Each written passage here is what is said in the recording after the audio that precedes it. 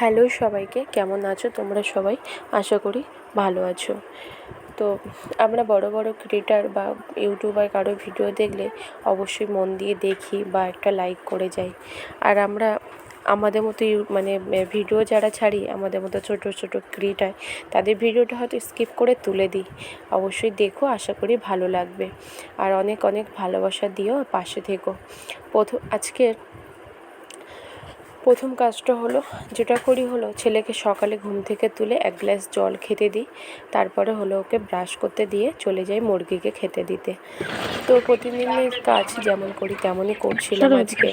তো আগের দিন রাত্রে খুব একটা ভালোভাবে ঘুম হয়নি, কেননা বললাম তোমাদের খুব একটা শরীরের অবস্থা ভালো যাচ্ছে না, মানসিকভাবেও ভেঙে পড়েছি জানো তো। তো কেন ভেঙে পড়েছি সেটার কারণ আর সবটা তো বলতে পারি না তোমাদের সবার সামনে। কিছু কিছু দেখবে মন খারাপের কারণগুলো তোমাদেরকে বলতে পারি না।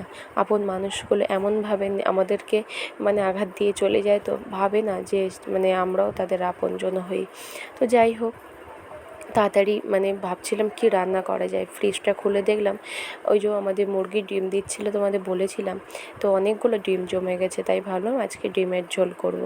আর বরমশাই আগের দিন বাজার থেকে করে নিয়ে এসেছিলো সাংসারিক যে টুকিটাকি বাজারগুলো শেষ হয়ে গেছিলো, সেগুলোই করে এনেছিল।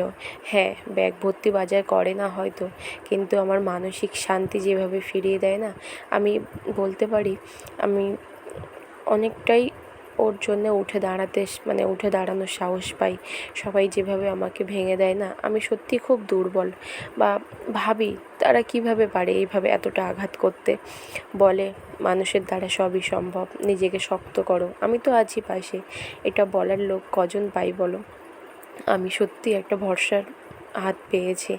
তো তাই দেখো, বাজারটা গুছিয়ে নিয়ে চলে যাব রান্নাঘরে। সবাই ভালো থেকো, টাটা।